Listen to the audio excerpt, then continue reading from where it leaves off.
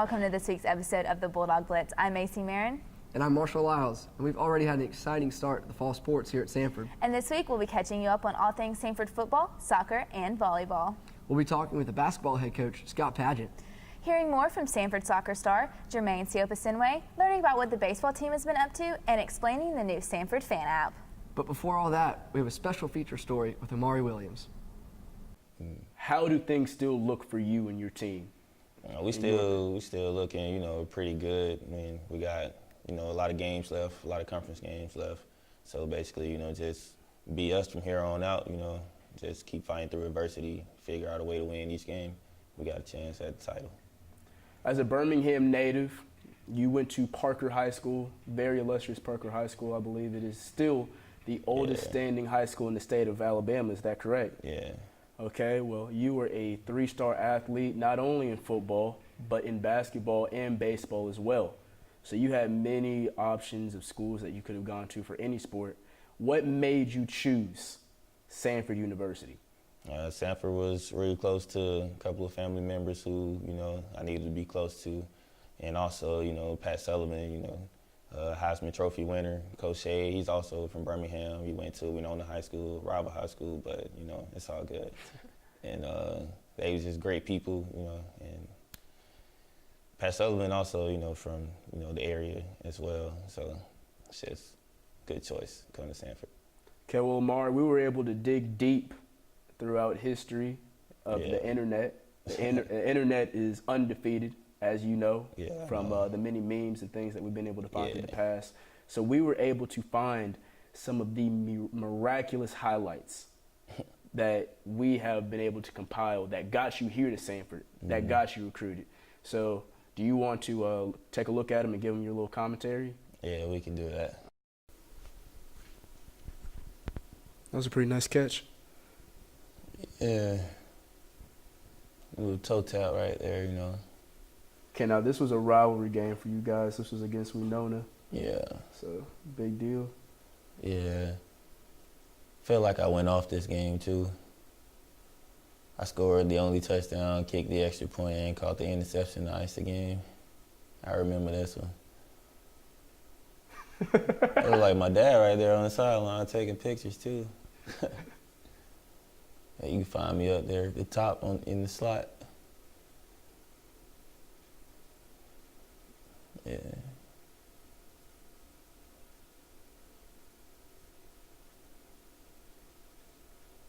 Notice you out here wearing number 2. Were you Lonzo Ball for Lonzo Ball? Man, I don't even know. I didn't even know who Lonzo Ball was at all. I grew up, wearing number 2 all the way up until I got here. And I started wearing number 12, except in baseball. I wore number 12 in baseball in high school.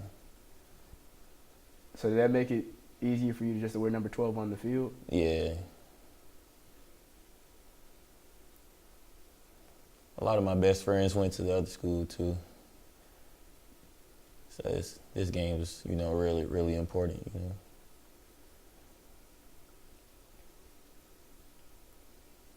Ooh. Yeah, I tackle sometimes, sometimes. Is this really you about to kick a field goal? Yeah, man, old toe punch, old school with it. The real question at hand, you think Coach Hatcher going to let you kick before you graduate? Probably not. You did some really great things in high school, and you had to come out the gate as a true freshman and play and get plugged in. So how big of an adjustment was that for you to come into Samford and kind of play something that you weren't really familiar with as a true freshman? I mean, it wasn't really too hard. It kind of made the game easier because at corner you kind of got less to worry about. Because we play a lot of man coverage. So the hardest part was really not looking in the backfield and actually just doing one thing. But once I kind of disciplined myself, it became, pretty much kind of like how it was in high school. Everything just kind of flowed. Amari, if you can go back to 2014, coming into Samford's campus, Pat Sullivan is still the coach. You're fresh, new, ready to play, very eager. You do not know the things then that you know now as a player and as a person. If you can go back in time to go give that Amari Williams some advice, what would you tell him? I would tell him, think about everything before you do it. And if it make you think more than twice, don't do it. And I would tell him to take the weight room a little bit more seriously. That's what I'd tell him. That's all I got for him. Thanks, Levi. Now we're going to head over to Juliana and learn a little bit more about the new Samford fan app. The Sam.Dot app has created a lot of big buzz on campus. I talked to Aaron Greenwood to learn a little more. So the new app is very, very simple. It's just simply you check in at events. Each event is worth a different amount of points. And you can go in the prize store and you can actually cash those points in for different prizes. The app currently has 1,300 users, but they'd love to get up to 3,500 students to match the number of undergrads on Samford's campus. If I walk across this campus right now, half the students that I walk past are going to have their phones out. And while they've got their phones out, this is a great way to create awareness. We determined that flyers on bulletin boards don't draw as much attention. Even A-frames sitting on the sidewalk don't draw as much attention, but when you have something that's right in front of you and you can pull it up at any time, it's a lot more effective. As of right now, the app has several cool features, but Aaron and the rest of the marketing department are always working alongside students to get feedback and continue improving the app. About the app, in my opinion, is you can involve everything into the app. So you involve schedules, you involve a rewards store, you involve the fan cam, which allows you to actually interact with other people in the stadium or in the arena while you're there. It incorporates all of our social media accounts. It kind of pulls everything into one app instead of having you have to go all over the place to try to search. For the Bulldog Blitz, I'm Juliana Kendall. Thanks, Juliana. Make sure to download the Samford fan app today. Now we're going to learn a little bit about how Samford soccer's been doing and catch up with Jermaine Siopasinwe. Thanks, guys. I'm here with Jermaine Siopasinwe, and she is a senior forward for Samford Soccer.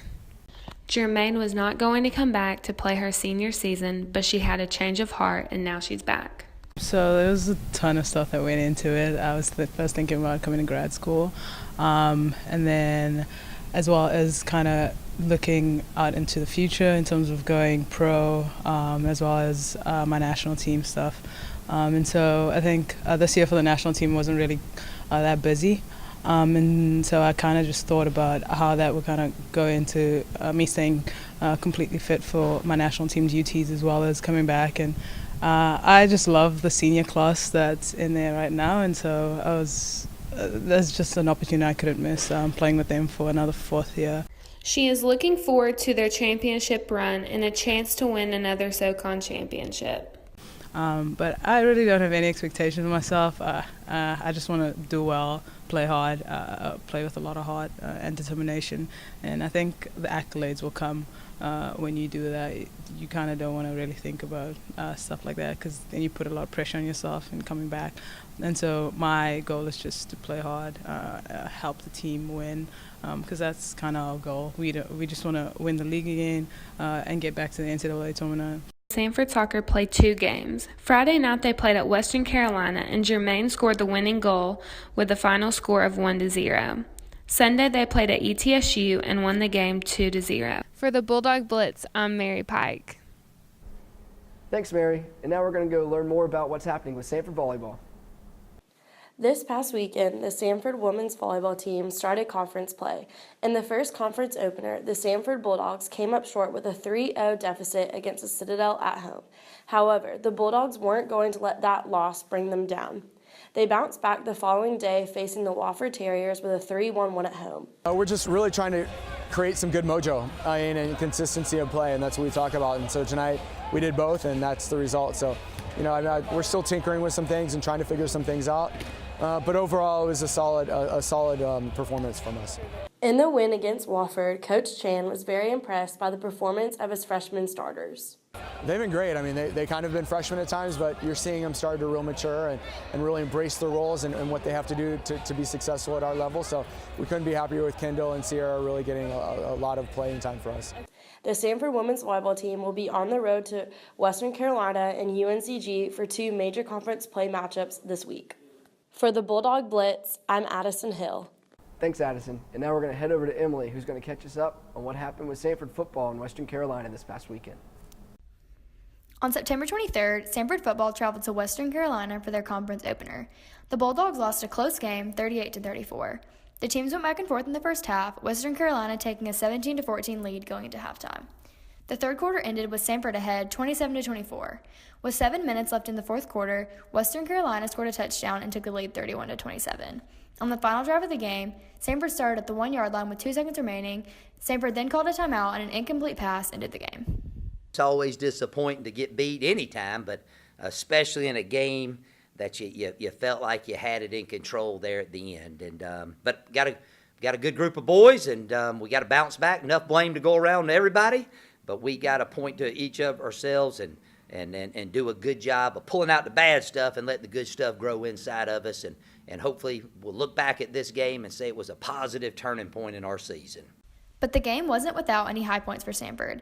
Devlin Hodges threw for a school record 516 yards, which is also the third highest total in a game in SoCon history. Junior Kelvin McKnight had 12 catches for a career-high 194 yards and 3 touchdowns. Sophomore Chris Schelling caught 12 passes for a career-high 245 yards and a touchdown. Coach Asher was excited about the sophomore's performance and looks forward to his play the rest of the season. The football team's next game is this Saturday against the Citadel at 2 p.m. For the Bulldog Blitz, I'm Emily Whitmire. Thank you, Emily. I know that was a tough loss to Western Carolina. Now we're going to send it over to Hattie as she speaks with Samford men's basketball head coach Scott Padgett. Samford basketball is right around the corner, and for a team looking to win the SoCon, there's a lot on the line. I sat down with head coach Scott Padgett to talk about the upcoming season. What I told the guys is I think we have the most talented team in the league this year. If not, we're right there. And we're not going to lose a game this year in league because of talent. If we're going to lose, we've got to make it that team beats us. The main difference this season? Depth. In his 4th season with the Dogs, Coach P is working with an entirely different team than when he first took over the program. I think there's a lot of teams in this SoCon that have a lot of seniors that start, and they're going to lose a lot of those guys. So us as a team, we're only losing one person. We're gaining a transfer in Justin Coleman, who's a tremendous player. We're gaining a freshman in Kavion Nolan, who's a tremendous player. I think we have 8 guys on our team that could start for most teams in the league. So competition every day is going to make us better as a team. Padgett says that one key to this season is a fired-up student section at home. That home court advantage means it's a huge deal, and like our goal this year is to go undefeated at home, you know, and we're going to have a team that they can be proud of. We're going to have a team that's going to compete for a championship, and you know, if we take care of business on March 5th next year, we'll be cutting down some nets in Asheville, and I think it's something to be excited about. And don't just come to the game and show up and be on your phone. Come to the game and get loud and get rowdy. And you know what? You'll find you get loud and get rowdy, you have more fun at the games. For the Bulldog Blitz, I'm Hattie Brees. Thank you, Hattie. Now we're going to learn more about the Samford baseball team's trip to the Dominican Republic. The Samford baseball team will be embarking on their first ever team mission trip to the Dominican Republic over this fall break. Head coach Casey Dunn speaks with me on his own personal experiences serving in the DR. I've had the opportunity to go. This will be my 6th trip to the Dominican through SCORE, and to be able to serve in pretty much the same region of the country. So it's somewhere that I've taken a lot of investment in. I've taken a lot of pride in what it's done for myself. The team will be serving in the island's capital of Santo Domingo, and when they aren't actively serving, they'll be confined in the gated community proprietary to SCORE. This will be the first time Dunn has had the opportunity to take both his team and his family to serve alongside him in the Dominican Republic. To be able to go with my whole family is special, and as excited as I am about taking our team and being able to share with them this experience, having the opportunity to go with my wife and my children and to truly serve on the mission field is something special for our family. In addition to serving on the mission field, the Bulldogs will also receive the opportunity to play on the baseball field against top Dominican professional organizations. One of the main church members who started this home actually owns a couple minor league baseball teams, so there's a baseball connection, and our players are going to have the opportunity to go there and serve along beside the house parents there and be able to give back to those kids that are living in that home currently.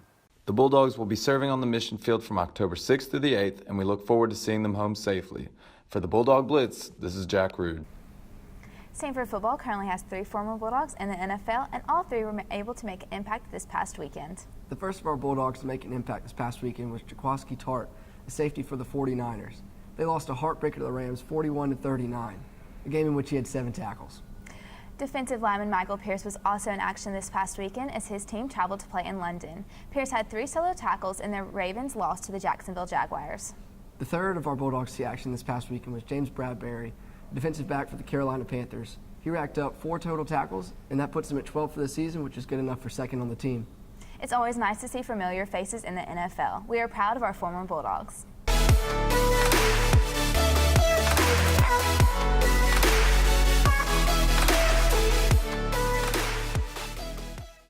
Welcome back to Samford Game Day. I'm Hattie Brees. And I'm Callie Talby. It is family weekend here in Birmingham, Alabama, as the Bulldogs of Samford take on the Bulldogs of the Citadel. And Callie, we've got a great matchup today. Lots of guys to watch, but one is Samford quarterback Devlin Hodges. Now, Callie, I know we talked about him last week, but the quarterback is on the brink of breaking a lot of school records. He broke one last week at Western Carolina, throwing for 516 yards against the Catamounts.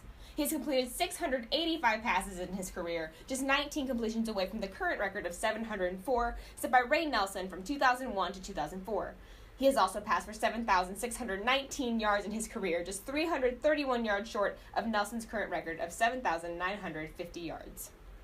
And Callie, you and I both know Hodges is not the only talented quarterback going into this game. Nope, not at all. For the Citadel, it's the senior quarterback, Dominique Allen, who takes the start of this offense. Allen is a great dynamic player. He was named the SoCon Offensive Player of the Week 2 weeks ago in the game against ETSU. The senior quarterback led 3 consecutive touchdown drives in the second half to rally from a 17-7 deficit and to give the Citadel its 9th consecutive SoCon regular season win. Allen also rushed for 52 yards and a touchdown. He also added 104 yards passing on 4 completions and a 17-yard touchdown pass to Raleigh Webb. Allen steered his Bulldogs to 435 yards of offense and 331 yards on the ground. This is a very physical football team. They like to run that triple option, and Allen does a great job of spreading his players amongst the field, which is going to pose a great threat for that Samford defense. Yeah, no joke, Callie. Samford defense is going to have to play much more spread out today than they're used to. Their safeties can't play as in and out as they normally do, and they're going to have to be much more focused. Absolutely, and those first 2 downs of the game will be a great indicator for Samford on how to line themselves in the rest of the game. Absolutely, I'm looking forward to it. You can join me, Kurt Bloom, and Chad Pilcher on ESPN3 as we've got the game covered for you later today. And join Taylor, Blake, and I on FM 99.1 The Game starting at 1 o'clock for the region's countdown to kickoff. Catch you next week. And that's all for this week's episode of the Bulldog Blitz. I'm Macy Marin. And I'm Marshall Lyles. Thanks for watching.